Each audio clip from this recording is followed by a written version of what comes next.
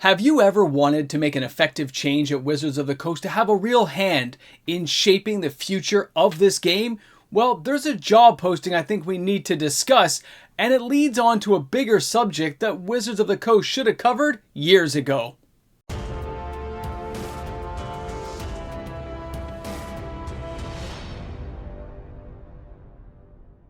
Who hasn't said the words, "I can do it better than you"?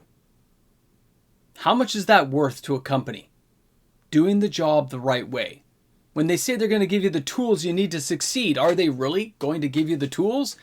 Well, today's job posting by Wizards of the Coast is something to talk about, and it's something we've discussed here on the channel before. Welcome back, everyone. MTG Moxman here. Thanks again for hanging out today. And this job posting really did catch my eye. We've had this discussion here on the channel. I've had it with friends. I've talked about it at LGSs. So let's look at this. I've broken it into 3 pieces, so you can pause any parts you want to look at. I've put it, of course, in the description as well. Manager, Magic Judge Program. The date, July 21st, 2025. The location, Renton, Washington, US. At Wizards of the Coast, we connect people around the world through play and imagination. From our genre-defining games like Magic the Gathering and Dungeons & Dragons to our growing multiverse. We continue to innovate and build new ways to foster friendship and connection. That's where you will come in. Who are we? Wizards of the Coast is a family of explorers, risk-takers, and game makers who are passionate about crafting unforgettable play experiences.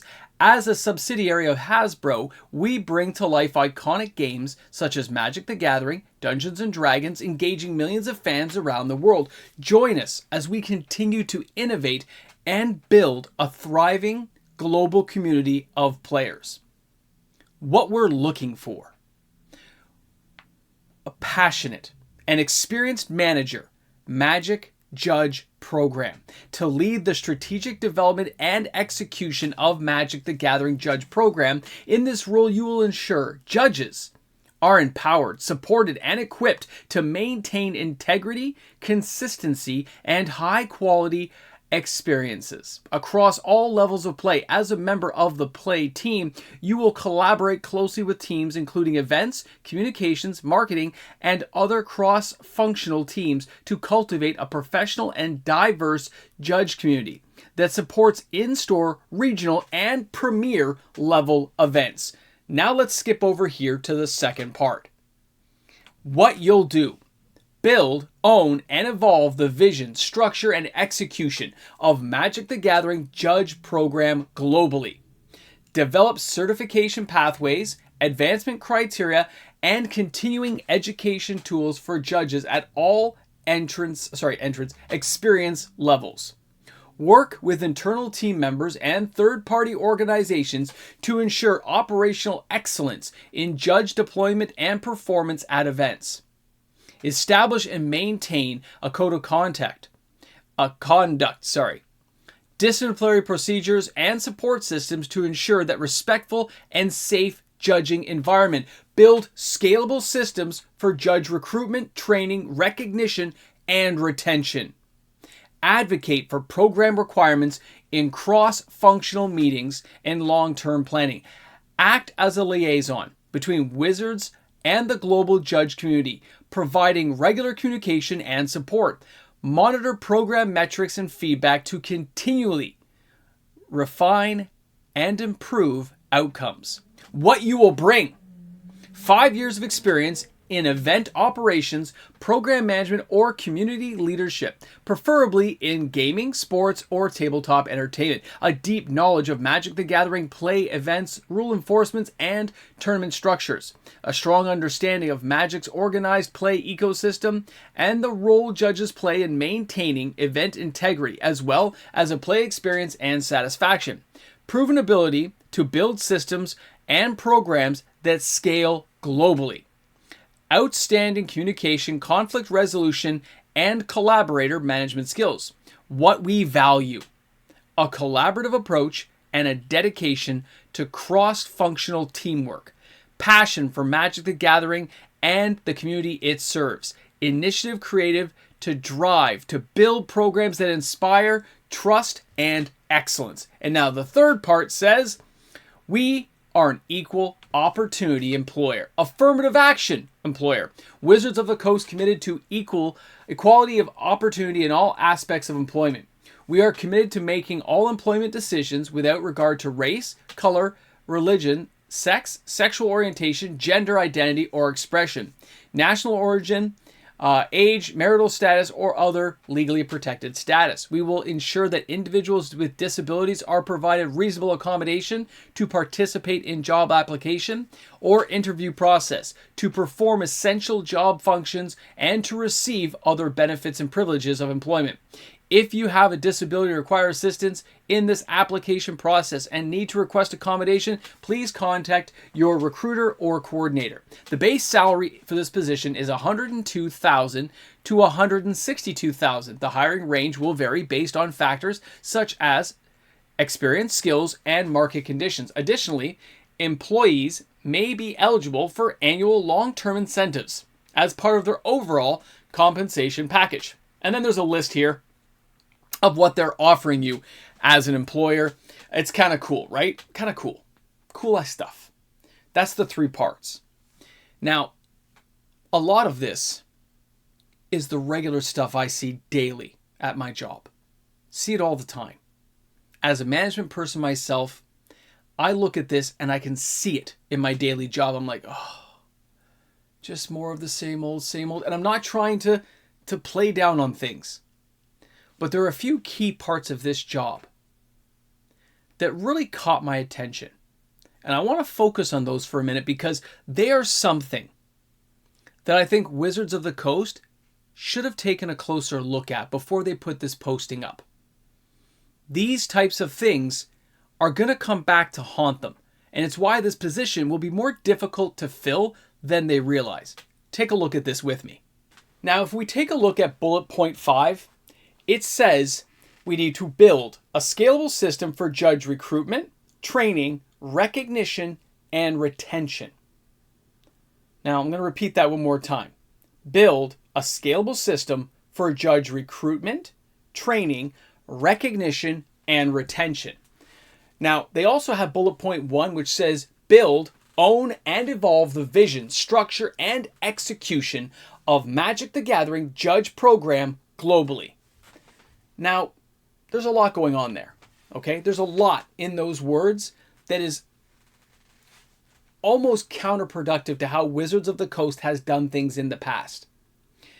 They want somebody to build a globally scalable system that is created by this person. Obviously, that has to get oversight and has to be allowed, and they have to agree to everything you're trying to implement.